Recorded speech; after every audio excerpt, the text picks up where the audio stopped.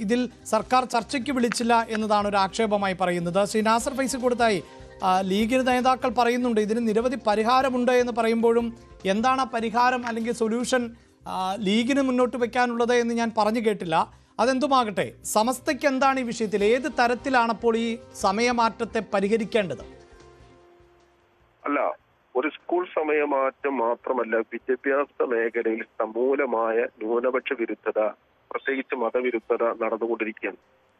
ആ സാഹചര്യത്തിൽ ഗവൺമെന്റ് ജനാധിപത്യ രീതിയിൽ കാര്യങ്ങൾ ചർച്ച ചെയ്ത് പരിഹാരം കാണുന്നതിന് പകരം ഇട്ടൂരം ഇറക്കിക്കൊണ്ട് മതസംഘടനകളെ അവഗണിച്ച് അക്കാദമിക് തലങ്ങളിൽ മതങ്ങൾ ഇടപെടേണ്ട എന്ന വിധത്തിലുള്ള ഒരു ഫാസിസ്റ്റ് നിലപാടിലേക്കാണ് ഗവൺമെന്റ് പോകുന്നത്. ഒരു സ്കൂൾ സമയം മാത്രമല്ല, സ്കൂൾ സമയം ഞങ്ങളുടെ സമരത്തിന്റെ പ്രധാനപ്പെട്ട ഹെഡ്ലൈനാണ്. അതോടൊപ്പം തന്നെ സ്കൂളുകളിൽ മാറ്റം വരുത്തിക്കൊണ്ടിരിക്കുന്നതിന്റെ പ്രക്രിയയുടെ ഭാഗമായിക്കൊണ്ട് കഴിഞ്ഞ ഈ പ്രാവശ്യം പുതിയതായിട്ട് വന്നിട്ടുള്ള 9ാം ക്ലാസ്സിലെ പാഠപുസ്തകത്തിൽ ജെൻഡർ ന്യൂട്രാലിറ്റി പാഠപുസ്തകത്തിന്റെ പാഠമായി വന്നു കഴിഞ്ഞു. ഗവൺമെന്റ് എല്ലാ സംഘടനകൾക്കും സമൂഹത്തിൽ നിന്ന് മൊത്തം വന്നിട്ടുള്ള ഒരു വാക്കാണ് ജെൻഡർ ന്യൂട്രാലിറ്റി നമ്മൾ അടിച്ചേൽപ്പിക്കില്ല, ജെൻഡർ ന്യൂട്രാലിറ്റി പാഠപുസ്തകത്തിൽ വരില്ല. അത് പൂർണ്ണമായി ലംഘിച്ചുകൊണ്ടാണ് 9ാം ക്ലാസ്സിലെ പാഠപുസ്തകത്തിൽ ജെൻഡർ ന്യൂട്രാലിറ്റി പാഠഭാഗമായിക്കൊണ്ട് ഗവൺമെന്റ് കൊണ്ടുവന്നത്. അതുപോലെ സ്കൂളുകളിൽ നിന്നുകൊണ്ട് ഈശ്വര പ്രാർത്ഥന, ഒരു മതത്തിന്റെയും പ്രാർത്ഥന പാടില്ല എന്ന് തിട്ടൂര ഗവൺമെന്റ് ഇറക്കുകയാണ്. ഗവൺമെന്റ് ആ നിലയിൽ കാര്യങ്ങൾ പോവുകയാണ്. സമൂലമായി മതവിരുദ്ധത ഗവൺമെന്റ് അടിച്ചേൽപ്പിക്കുന്നു.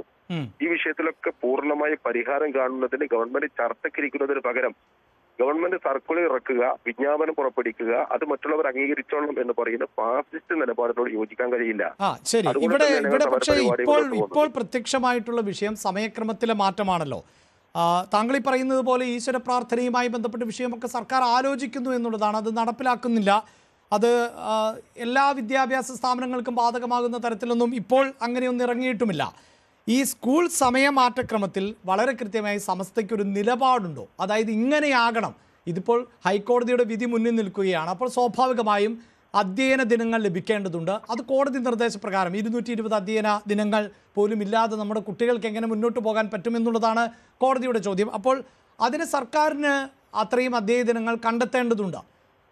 എന്താണ് സമസ്തയ്ക്ക് മുന്നോട്ട് വയ്ക്കാൻ പറ്റുന്നത്? ഈ സമയക്രമത്തിൽ ഈ തരത്തിലുള്ള മാറ്റം ഉണ്ടാക്കിയാൽ ഞങ്ങളത് അംഗീകരിക്കും എന്ന തരത്തിലല്ലേ പറയേണ്ടത് സമസ്ത? അല്ല, സമസ്ത ഉൾപ്പെടെയുള്ള മതസംഘടനകളെയും അധ്യാപക സംഘടനകളെയും ഇതുമായി ബന്ധപ്പെട്ട രാഷ്ട്രീയ സംഘടനകളുടെയും സംയുക്തമായി യോഗം ചേർന്നുകൊണ്ട് ചർച്ചയ്ക്കിരിക്കുക എന്നതാണ് ഈ വിഷയത്തിൽ ഗവൺമെന്റ് ചെയ്യേണ്ടത്. അതായത് ചർച്ചയ്ക്ക് വിളിക്കുന്നില്ല എന്നതാണോ സമസ്തയുടെ ഇപ്പോഴത്തെ പ്രശ്നം? ഒരു വിഷയത്തിന്റെ പരിഹാരത്തിന്റെ ആദ്യഘട്ടം എന്നൊരു ചർച്ചയാണ്. അത് ആ ചർച്ച നടത്തേണ്ടത് എതിർപ്പുകൾ ഉണ്ടാകുമ്പോൾ എതിർപ്പുള്ള സംഘടനയുമായില്ലേ? താങ്കൾ പറയുന്നത് പോലെ മറ്റു മതവിഭാഗങ്ങളോ മറ്റു സംഘടനകളോ ഒക്കെ എതിർപ്പുമായി വരട്ടെ, അപ്പോഴല്ലേ അവരെ വിളിക്കേണ്ടത്. ഞങ്ങളുടേതായ ന്യായപരമായ കാര്യങ്ങൾ പറയുന്ന സമയത്ത് ചർച്ചയ്ക്കിരിക്കുക എന്നത് ഞങ്ങളുടെ ഒരു ഭാഗമാണല്ലോ. കാരണം പറയാനുള്ള ജനാധിപത്യ മര്യാദ, ജനാധിപത്യ അവകാശം ഞങ്ങൾക്കില്ലേ? ഞങ്ങളത് പറഞ്ഞുകൊണ്ടേയിരിക്കും. മറ്റു മതസംഘടനകൾ പറഞ്ഞിട്ട് ഞങ്ങൾ പറയാമോ എന്ന് പറയുന്നത് ഏത് നിയമമാണ്? ഞങ്ങൾക്ക് ഞങ്ങളുടേതായിരിക്കുന്ന വിഷയങ്ങൾ പറയാൻ ഗവൺമെന്റിനോട് പറയുന്നതിന് എന്താ തടസ്സം? മറ്റു മതങ്ങൾ പറയുന്നുണ്ടോ, മറ്റു സംഘടനകൾ പറയുന്നുണ്ടോ എന്നത് കാത്തിരിക്കേണ്ട കാര്യമില്ലല്ലോ. അവർ പറഞ്ഞാലേ ചർച്ചയ്ക്കിരിക്കാവൂ എന്നതും ഒരു ലിഖിതമായ തീരുമാനം ലോകത്ത് അങ്ങനെയല്ല. ശ്രീ നാസർ ഫൈസി കൊടുത്തായി ഞാൻ സൂചിപ്പിച്ചത്, ഇപ്പോൾ നിരവധിയായ മതസാമുദായിക സംഘടനകളുണ്ട്. ആ സംഘടനകളിൽ നിന്ന് വലിയ വിയോജിപ്പുണ്ടായാൽ സ്വാഭാവികമായും അത് ചർച്ച ചെയ്യപ്പെടാം. ഇതിപ്പോൾ താങ്കൾ പറയുന്നത് പോലെ ഇപ്പോൾ സമസ്തയുടെ എതിർപ്പ് എന്നത് മതപഠനത്തെ അത് ബാധിക്കുന്നു എന്നുള്ളതാണ്. ഇപ്പോൾ സർക്കാർ ഇങ്ങനെയൊരു സമയം മാറ്റുമ്പോൾ എന്തുകൊണ്ടാണ് ഈ മതപഠനത്തിൻ്റെ സമയം മാറ്റാൻ പാടില്ലാത്തത്? അതിപ്പോൾ അലിഖിതമായ ഒരു സംഭവമൊന്നുമല്ലല്ലോ. ഏതെങ്കിലും തരത്തിൽ സമയക്രമം അവിടേക്കോ ഇവിടേക്കോ ഒക്കെ മാറ്റുന്നതിന് മതസംഘടനകൾക്ക് എന്താണ് ബുദ്ധിമുട്ടുണ്ടാകുന്നത്? ഒന്നാമത്തെ ഘട്ടം എന്നത് മതം പഠിപ്പിക്കുന്നതിലെ ക്രിയാത്മകമായ ശാസ്ത്രീയമായ സംവിധാനം രൂപപ്പെടുത്തിയ ഇസ്ലാം മതവിശ്വാസികളാണ്. മറ്റു മതങ്ങൾക്ക് അത്രമാത്രം ക്രിയാത്മകമായിട്ടുള്ള നിലപാടുകൾ ഇല്ല.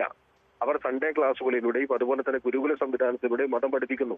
പക്ഷെ രാവിലെ മുതൽ മതം പഠിക്കുന്ന സംവിധാനം ഇസ്ലാം മതവിശ്വാസികൾ എല്ലാ മത സംഘടനകളും നടത്തിക്കൊണ്ടിരിക്കുന്ന പ്രക്രിയയാണ്. അതുകൊണ്ട് തന്നെ സ്കൂൾ സമയം മാറ്റുമ്പോൾ മദ്രസകളുടെ സമയത്തിൽ സാരമായ പ്രശ്നങ്ങൾ ഉണ്ടാകുന്നു എന്ന വിഷയം ഉന്നയിക്കുക ഞങ്ങളാണ്. അതുകൊണ്ടാണ് ഈ വിഷയം ഞങ്ങൾ ഉന്നയിക്കുമ്പോൾ അത് ഹെഡ്ലൈൻ ആയിക്കൊണ്ടുവരുന്നതും അത് സ്വാഭാവികത മാത്രമാണ്. സ്കൂൾ സമയമാറ്റം കൊണ്ടുവരുമ്പോൾ മദ്രസകളുടെ സമയം മാറ്റിക്കോളൂ എന്ന് പറയുന്ന നിലപാട് ഗവൺമെന്റിനെ സംബന്ധിച്ചിടത്തോളം ചർച്ച പോലും ചെയ്യാതെയാണ്. പരിഹാര മാർഗങ്ങൾ എന്തൊക്കെ ഉണ്ടോ അതൊക്കെ പരിഹരിക്കാൻ വേണ്ടിയും സമസ്തയെ ചർച്ചയ്ക്ക് വിളിച്ചുകൊണ്ടിരുത്താലോ. ഗവൺമെന്റ് തന്നെ തിരുവനന്തപുരത്ത് നിന്ന് സമസ്തയുടെ അധ്യക്ഷന് കൊടുത്തിട്ടുള്ള ഒന്നാമത് ശ്രീ നാസർ ഫൈസി കൊടുത്ത ഈ വിദ്യാഭ്യാസം എന്നത് സ്റ്റേറ്റ് സബ്ജക്റ്റ് ആണ്. അതിൽ തീരുമാനമെടുക്കാനുള്ള സ്വാതന്ത്ര്യം സംസ്ഥാന സർക്കാരിനുണ്ട്. അതനുസരിച്ചാണ് മുന്നോട്ട് പോകുന്നത്. അപ്പോൾ അതിലിപ്പോൾ ഒരു വിഷയം ചർച്ച ചെയ്യുക എന്ന് പറഞ്ഞാൽ അത് മതസാമുദായിക സംഘടനകളുമായി കൂടിയാലോചിച്ചുകൊണ്ട് മാത്രമേ സംസ്ഥാന സർക്കാരിന് സിലബസോ അല്ലെങ്കിൽ സ്കൂൾ സമയവുമായി മുന്നോട്ട് പോവുക എന്ന് പറഞ്ഞാൽ അത് തെറ്റായൊരു രീതിയായി മാറില്ലേ? കേരളത്തിൽ എത്രയോ മതസാമുദായിക സംഘടനകളുണ്ട്, അവർക്ക് എത്രയോ ആചാരാനുഷ്ഠാനങ്ങളുണ്ട്. അതിനെല്ലാം സമയം കണ്ടെത്തിയ ശേഷം മറ്റ് സമയത്ത് മാത്രം കുട്ടികൾ പഠിച്ചാൽ മതി എന്ന് തീരുമാനിച്ചാൽ പിന്നെ വിദ്യാഭ്യാസത്തിന് സമയമുണ്ടാകുമോ? ശ്രീ നാസർ ഫൈസി കൂടത്തായി, വിദ്യാഭ്യാസത്തിന് നാളിതുവരെ ഉണ്ടായ സമയമുണ്ടല്ലോ, അത് കാര്യക്ഷമമായി ഉപയോഗിക്കാത്തതാണ് പ്രശ്നം എന്നത് പൊതുവെ ഉയർന്നു വന്നിട്ടുള്ള കാര്യവുമാണല്ലോ. ഒരു സമയമാറ്റം ക്രമം കൊണ്ടുവന്നാൽ മാത്രമേ വിദ്യാഭ്യാസത്തിന്റെ സ്വകാര്യസ്ഥത മാറി കാര്യക്ഷമതയാവൂ എന്ന് പറയുന്ന പഠനം ഏത് ഇതപ്പോൾ മതപഠനത്തിന് ബാധകമല്ലേ താങ്കൾ ഈ പറയുന്ന പോയിന്റ്? അതായത് സമയം മാറി എന്നതുകൊണ്ട് മതപഠനത്തിൽ എന്ത് ചുതിയാണ് സംഭവിക്കുക? സമയം മാറുക എന്നത് ലഭ്യമായ പകൽ സമയത്ത് പഠിക്കാവുന്ന സംവിധാനങ്ങൾ ഉപയോഗപ്പെടുത്തുന്നതിൽ 12 മണിക്കൂറാണ്. അതിൽ തന്നെ വളരെ ചുരുങ്ങിയ സമയം മാത്രമേ കുട്ടികൾ നമ്മളെ പഠനത്തിന് ഉപയോഗപ്പെടുത്തുന്നുള്ളൂ. അത് മാറ്റുന്ന സമയത്ത് കാര്യമായ മാറ്റം ഞങ്ങളുടെ മതപഠനത്തിനും 15 മിനിറ്റ് അല്ലേ ശ്രീ നാസർ ഫൈസി കൂടത്തായി മാറുന്നത്? 15 മിനിറ്റ് ആയാലും 1 മിനിറ്റ് ആയാലും നിലവിലുള്ള സംവിധാനത്തിൽ ഉലച്ചിലുണ്ടാകുമ്പോൾ പരിഹാര മാർഗം ഗവൺമെന്റ് പറയണം. അതിൽ ഗവൺമെന്റ് പറയാത്ത കാലഘട്ടത്തോളം ഞങ്ങൾക്ക് ഞങ്ങളുടേതായ അതെങ്ങനെയാണ് ഒരു മതസാമുദായിക സംഘടനകളുടെ വിഷയത്തിൽ പരിഹാരം കണ്ടെത്തേണ്ടത് സർക്കാരാണോ? നിലവിലുള്ള മതത്തിന്റെ സ്വാതന്ത്ര്യം തടയുന്ന സമയത്ത്, പഠനം തടയുന്ന സമയത്ത് പരിഹാരം കാണേണ്ടത് ഗവൺമെന്റ് തന്നെയാണ്. മതപഠനത്തിലടക്കം കേരളത്തിൽ അതാണ് എന്റെ ചോദ്യം. അപ്പോൾ ഈ സമസ്ത ഉന്നയിക്കുന്നത് പോലെ കേരളത്തിലെ ഹൈന്ദവ ക്രൈസ്തവ വിഭാഗങ്ങളിൽപ്പെട്ട അതിൽ തന്നെ നിരവധിയായ ഉപവിഭാഗങ്ങളുണ്ട്, അവർക്ക് അവരുടേതായ ആചാരാനുഷ്ഠാനങ്ങളുണ്ട്. അതിനൊക്കെ അനുസരിച്ച് നമ്മുടെ വിദ്യാഭ്യാസ സമ്പ്രദായം മാറ്റണമെന്ന് പറഞ്ഞാൽ സർക്കാരിന് വലിയ പ്രതിസന്ധി ഉണ്ടാകില്ലേ ശ്രീ നാസർ ഫൈസി കൂടത്തായി?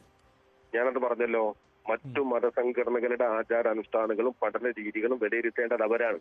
അവരെ ബാധിക്കുന്ന വിഷയം അവർ വരുന്ന സമയത്ത് അവർ ഉയർത്തുന്നുമുണ്ട്.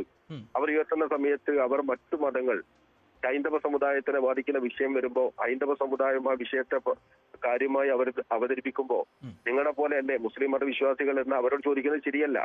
അവർക്ക് അവരുടേതായിരിക്കുന്ന ന്യായമായ അവകാശങ്ങൾ ഉണ്ടാവും, ഞങ്ങൾക്ക് ഞങ്ങളുടേതായ ന്യായമായ അവകാശങ്ങളുണ്ട്. അത് വകവച്ച് തരുന്നതിന് സമരം ആവശ്യമെങ്കിൽ സമരം ചെയ്യാൻ വേണ്ടി ഞങ്ങൾക്ക് ഭരണഘടന തരുന്ന അവകാശമാണ്. അത് ജനാധിപത്യ രീതി ഞങ്ങൾ അവതരിപ്പിക്കും. ജനാധിപത്യ വിരുദ്ധമായ സമരമല്ല, മാന്യമായ പ്രതിഷേധങ്ങൾ ഗവൺമെന്റ് മുമ്പിൽ അവതരിപ്പിക്കുക എന്നത് അതിന്റെ പ്രക്രിയയുടെ ഭാഗമാണ്. ഗവൺമെന്റ് പരിഹാരം കാണട്ടെ. ശരി, അതാണ് ഞാൻ താങ്കളോട് ചോദിച്ചത്. ഗവൺമെന്റ് പരിഹാരം കാണണമെങ്കിൽ അതിന് സമസ്തയ്ക്ക് ഒരു നിർദ്ദേശം മുന്നോട്ട് വെക്കാൻ വേണ്ടേ? സമസ്ത ഇപ്പോൾ ഇതിനെ എതിർക്കുന്നു. ശരി, അത് നിങ്ങളുടെ സ്വാതന്ത്ര്യമാണ്. ഞങ്ങൾ പറയുന്ന സമയമാറ്റം ഇങ്ങനെയാണ് എന്ന തരത്തിലൊരു ഫോർമുല മുന്നോട്ട് വെക്കാൻ സമസ്തയ്ക്കും ഉണ്ടാകേണ്ടേ? അതിന് പകരം വെറുതെ പ്രതിഷേധിച്ചാൽ മതിയോ? ആ ഫോർമുല ന്യൂസ് 18ന്റെ ചാനൽ ചർച്ചയിൽ ഞാൻ മുന്നോട്ട് വെക്കേണ്ട ആവശ്യമില്ല.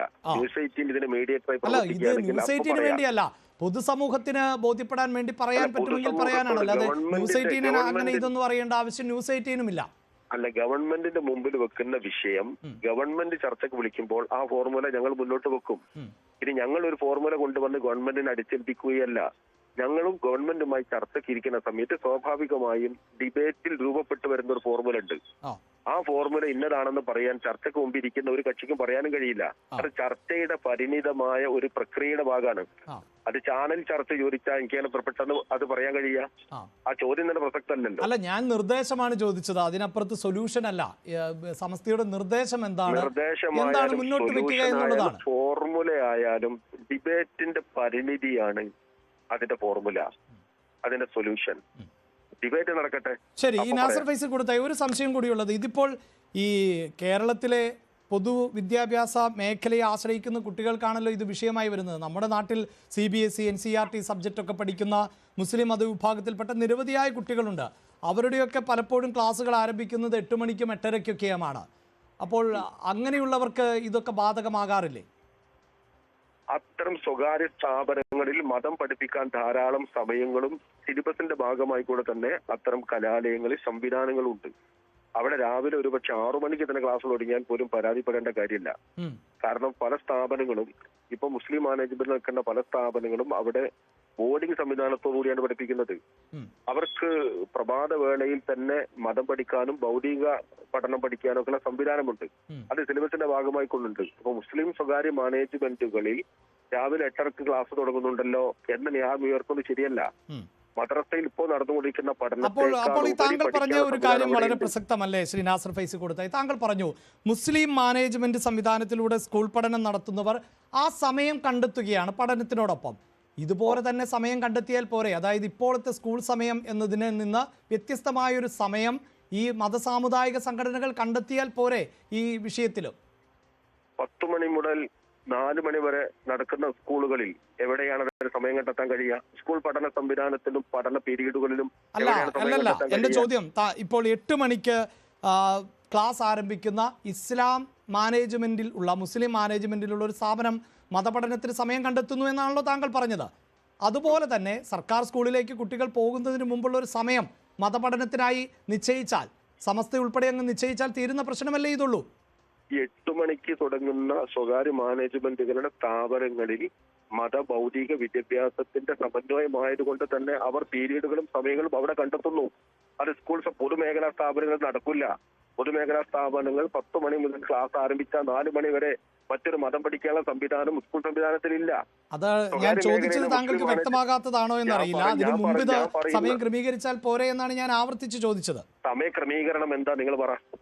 അതിനു മുമ്പ് മതപഠനത്തിന് സമയം കണ്ടെത്തണം.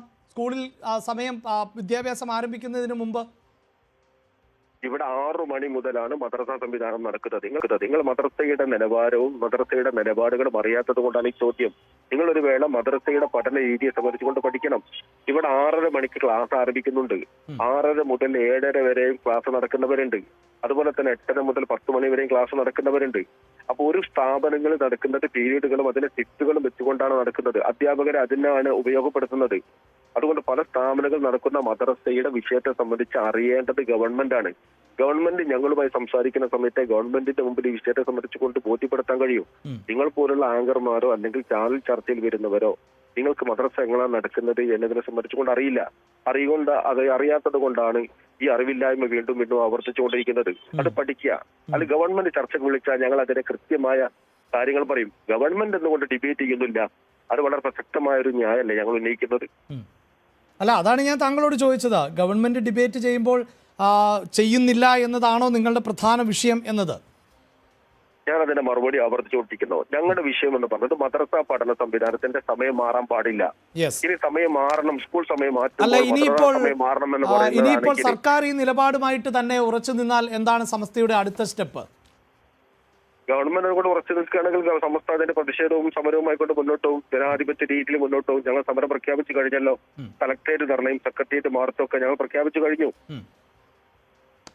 യെസ്, വളരെയധികം നന്ദി ശ്രീ നാസർ ഫൈസി കൊടുത്തായി ഞങ്ങളോട് പ്രതികരിച്ചതിന്. എന്തായാലും മദ്രസ പഠനത്തിൻ്റെ സമയം മാറ്റാൻ സാധിക്കില്ല എന്നതാണ് സമസ്തയുടെ നിലപാട്. സർക്കാർ ചർച്ചയ്ക്ക് വിളിക്കണം. ഒപ്പം ജെൻഡർ ന്യൂട്രാലിറ്റി പോലെയുള്ള സാഹചര്യങ്ങൾ സിലബസിൻ്റെ ഭാഗമായി കടന്നു വരുന്നതിനെയും എതിർക്കുകയാണ്.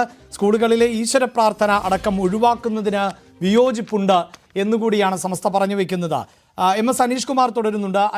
യെസ്, എന്തായാലും ഈ വിഷയത്തിൽ ഉറച്ചു നിൽക്കുന്നു. ഇനിയും കടുത്ത പ്രതിഷേധവുമായി പോകും. പക്ഷേ സംസ്ഥാന സർക്കാരാകട്ടെ ഇതിലേതെങ്കിലും തരത്തിലുള്ള ഒരു ചർച്ചയുടെ വഴി തുറക്കുന്നില്ല എന്ന് തന്നെയാണ് മനസ്സിലാക്കാൻ സാധിക്കുന്നത്.